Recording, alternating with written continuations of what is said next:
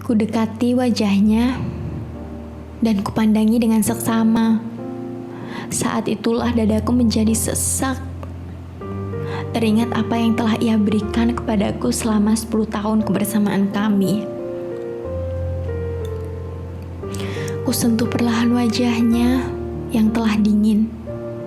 Dan kusadari, inilah kali pertama aku menyentuh wajahnya yang dulu selalu dihiasi senyum hangat. Air mata merebak di mataku, mengaburkan pandanganku. Aku berusaha mengusap agar air mata tak menghalangi tatapan terakhirku padanya. Aku ingin mengingat semua bagian wajahnya agar kenangan manis tentang suamiku tak berakhir begitu saja. Tapi bukannya berhenti, air mataku semakin deras membanjiri kedua pipiku. Peringatan dari imam masjid yang mengatur prosesi pemakaman tidak mampu membuatku berhenti menangis. Aku berusaha menahannya, tapi dadaku sesak mengingat apa yang telah kuperbuat padanya. Aku teringat betapa aku tak pernah memperhatikan kesehatannya. Aku hampir tak pernah mengatur makannya, padahal ia selalu mengatur apa yang kumakan. Ia memperhatikan vitamin dan obat yang harus kukonsumsi, terutama ketika mengandung dan setelah melahirkan. Ia tak pernah absen mengingatkanku untuk makan teratur. Bahkan terkadang menyuapiku kalau aku sedang malas makan. Aku tak pernah tahu apa yang ia makan, karena aku tak pernah bertanya. Bahkan, aku tak tahu apa yang ia sukai dan tidak disukai. Hampir seluruh keluarga tahu bahwa suamiku adalah penggemar mie instan dan kopi kental. Dadaku sesak mendengarnya, karena aku tahu ia mungkin terpaksa makan mie instan karena aku hampir tak pernah memasak untuknya. Aku hanya memasak untuk anak-anak dan diriku sendiri. Aku tak peduli dia sudah makan atau belum ketika pulang kerja. Ia bisa makan masakanku hanya kalau bersisa. Ia pun pulang larut malam setiap hari karena dari kantor cukup jauh dari rumah. Aku tak pernah mau menanggapi permintaannya untuk pindah lebih dekat ke kantornya, karena aku tak mau jauh-jauh dari tempat tinggal teman-temanku. Saat pemakaman, aku tak mampu menahan diri lagi. Aku pingsan ketika melihat tubuhnya hilang bersama ongkokan tanah yang menimbun. Aku tak tahu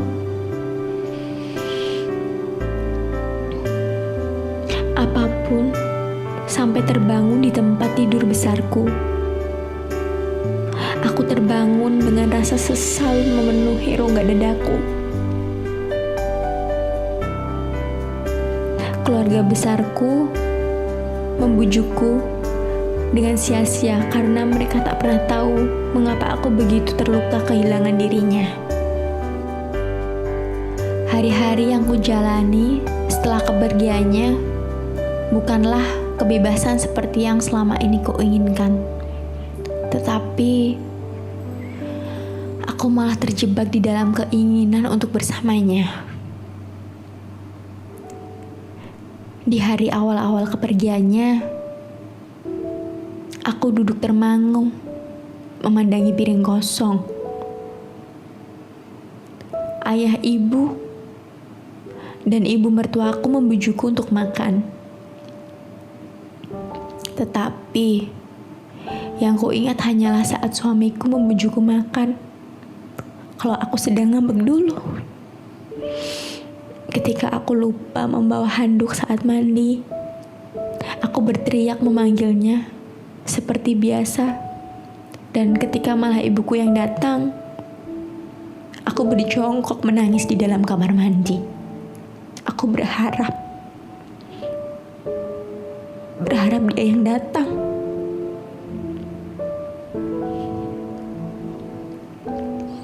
Kebiasaanku yang meneleponnya setiap kali aku tidak bisa melakukan sesuatu di rumah membuat teman kerjanya kebingungan menjawab teleponku. Setiap malam aku menunggunya di kamar tidur dan berharap esok pagi aku terbangun dengan sosoknya di sebelahku. Dulu, aku begitu kesal kalau tidur mendengar suara dengkurannya. Tapi, sekarang, aku bahkan sering terbangun karena rindu mendengarnya kembali. Dulu, aku kesal karena ia sering berantakan di kamar tidur kami. Tetapi, kini aku merasa kamar tidur kami terasa kosong dan hampa. Dulu, aku begitu kesal jika ia melakukan pekerjaan dan meninggalkan laptopku tanpa melogout. Sekarang, aku memandangi komputer, mengusap tus-tusnya, berharap bekas jari-jarinya masih tertinggal di sana. Dulu,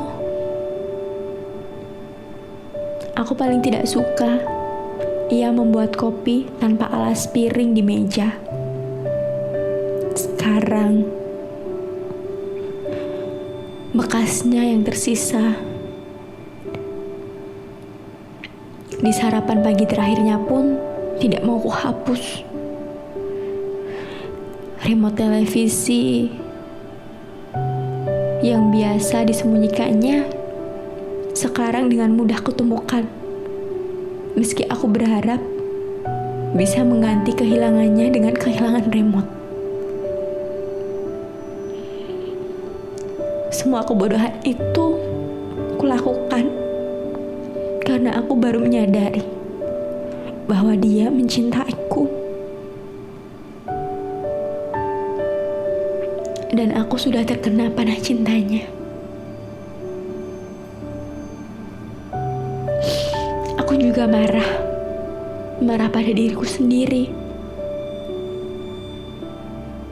Aku marah karena semua kelihatan normal meskipun ia sudah tidak ada. Aku marah karena baju-bajunya masih di sana, meninggalkan bau yang membuatku rindu. Aku marah karena tak bisa menghentikan semua penyesalanku. Aku marah karena tak ada lagi yang membujukku agar tenang. Tak ada lagi yang mengingatkanku sholat. Meskipun kini ku lakukan dengan ikhlas. aku sholat.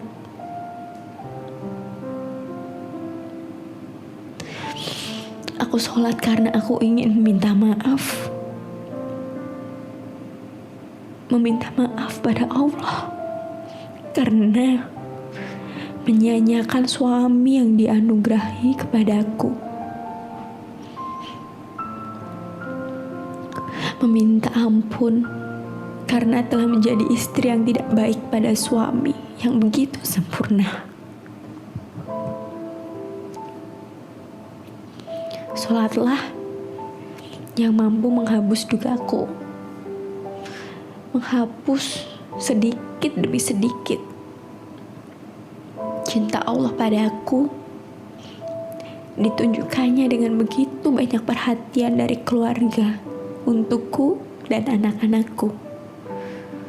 Teman-temanku yang selama ini kubela-belain hampir tak pernah menunjukkan batang hidungnya setelah kepergian suamiku. 40 hari setelah kematiannya, keluargaku mengingatkanku untuk bangkit dari keterpurukan. Ada 2 anak yang menungguku dan harus kuhidupi. Kembali rasa bingung merasukiku. Selama ini, aku tahu beres dan tak pernah bekerja. Semua dilakukan suamiku. Berapa besar pendapatannya selama ini, aku tak pernah peduli.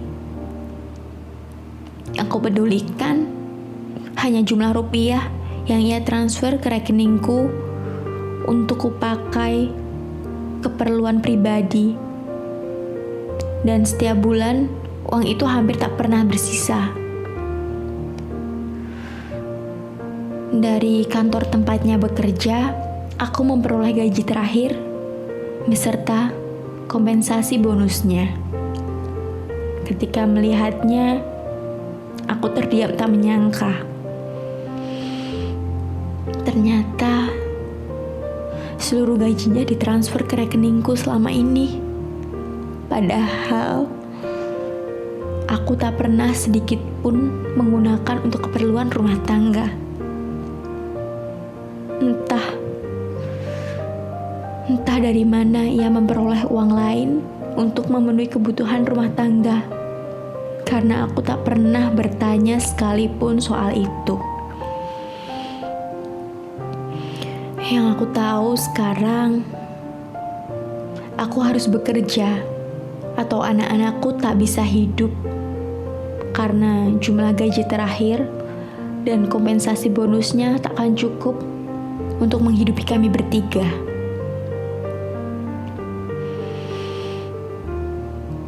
Tapi bekerja di mana? Aku hampir tak pernah punya pengalaman sama sekali. Semuanya selalu diatur oleh dia. Kebingunganku terjawab beberapa waktu kemudian. Ayahku datang bersama seorang notaris. Ia membawa banyak sekali dokumen. Lalu notaris memberikan sebuah surat. Surat pernyataan suami bahwa ia mewariskan seluruh kekayaannya padaku dan anak-anak. Ia menyertai ibunya dalam surat tersebut, tapi yang membuatku tak mampu berkata apapun adalah isi suratnya untukku.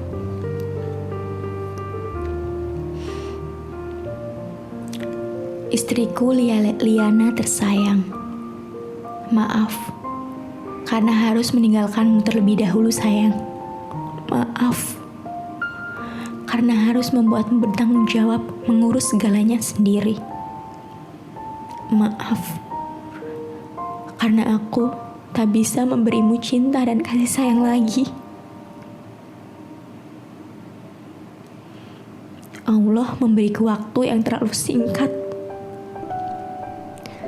Karena mencintaimu dan mencintai anak-anak adalah hal terbaik yang pernah kulakukan untukmu.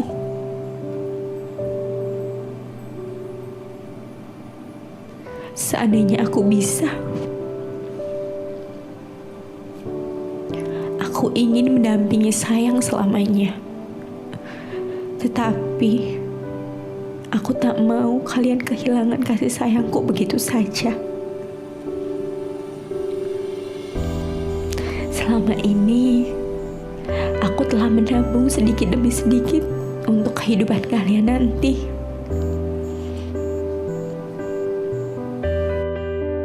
Aku tak ingin sayang susah setelah aku pergi. Tak banyak yang bisa aku berikan, tetapi aku berharap sayang bisa memanfaatkannya untuk membesarkan dan mendidik anak-anak. Lakukan yang terbaik untuk mereka ya sayang. Jangan menangis. Jangan menangis sayangku yang manja. Lakukan banyak hal untuk membuat hidupmu yang terbuang percuma selama ini.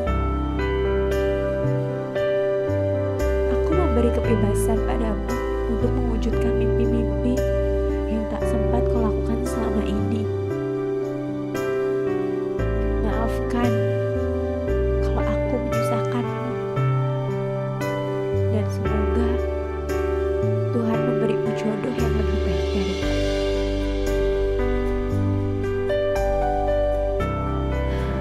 Teruntuk Farah, putri tercinta, maafkan karena ayah tak bisa mendampingi.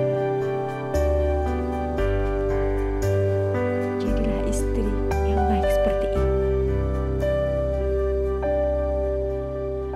Dan Farhan, kesatria pelindungku, jagalah ibu dan Farah. Jangan jadi anak yang bandel lagi. Dan selalu ingat dimanapun kalian berada, ayah akan di sana melihatnya, oke? Aku terisak membaca surat itu. Ada gambar kartun dengan kacamata yang diberi lidah menjulur, khas suamiku kalau ia mengirimkan not. Notaris memberitahu bahwa selama ini suamiku memiliki beberapa asuransi dan tabungan deposito dari hasil warisan ayah kandungnya. Suamiku membuat beberapa usaha dari hasil deposito tabungan tersebut, dan usaha tersebut cukup berhasil meskipun dimanajerin oleh orang-orang kepercayaannya. Aku hanya bisa menangis terharu mengetahui betapa besar cintanya pada kami. Sehingga ketika ajal menjemputnya, ia tak membanjiri kami dengan cinta, tetap membanjiri kami dengan kasih sayang. Aku tak pernah berpikir untuk menikah lagi. Bahkan banyaknya lelaki yang hadir tak mampu menghapus sosoknya yang masih begitu hidup di dalam hatiku. Hari demi hari hanya ku abdikan untuk anak-anakku. Ketika orang tuaku dan mertuaku pergi satu persatu meninggalkanku selama-lamanya, tak satu pun meninggalkan kesedihan sedalam kesedihanku saat suamiku pergi. Kini, kedua putra-putriku berusia 23 tahun. 2 hari lagi, putriku menikahi seorang pemuda dari tanah seberang. Putriku bertanya, "Ibu, aku harus bagaimana nanti setelah menjadi seorang istri? Soalnya Farah kan gak bisa masak, gak bisa mencuci. Gimana ya, Bu?" Aku merangkulnya sambil berkata, "Cinta sayang, cintailah suamimu, cintailah pilihan hatimu, cintailah apa yang ia miliki, dan kau akan mendapatkan segalanya. Karena cinta, kau akan belajar menyenangkan hatinya, akan belajar menerima kekurangannya. Akan belajar bahwa sebesar apapun persoalan kalian akan menyelesaikannya atas nama cinta. Putriku menatapku dan berkata, seperti cinta ibu untuk ayah, cinta itukah yang membuat ibu tetap setia pada ayah sampai sekarang? Aku menggeleng. Bukan. Cintailah suamimu seperti ayah mencintai ibumu dulu. Seperti ayah mencintai kalian berdua. Ibu setia pada ayah karena cinta ayah yang begitu besar pada ibu dan kalian berdua.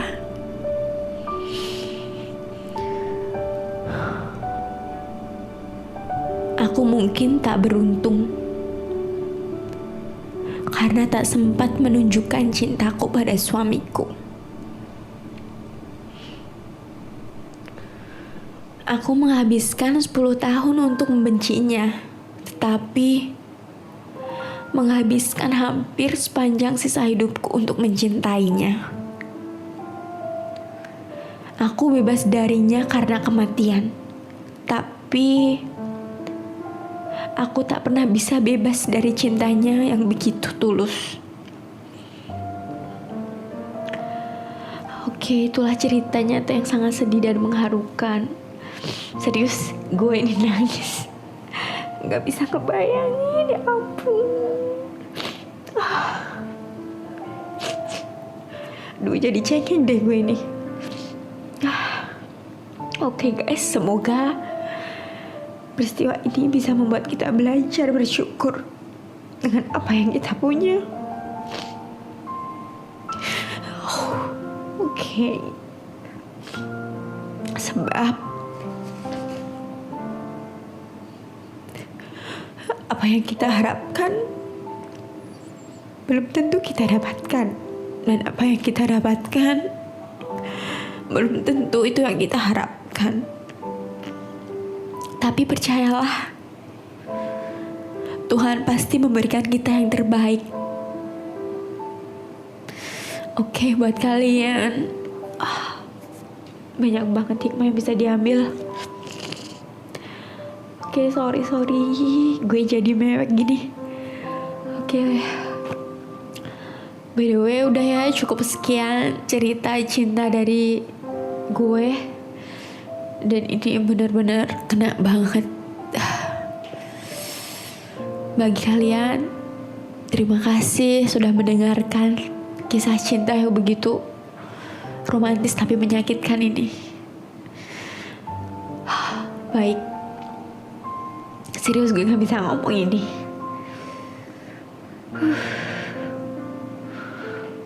Oke, bagi kalian yang punya cerita cinta romantis, sedih, atau apapun yang pengen kalian share, bisa komen di bawah ya. Mungkin ceritanya bakal bisa gue ceritain lagi dan gue share ke kalian. Oke, terima kasih pendengar setiaku. Bye, see you.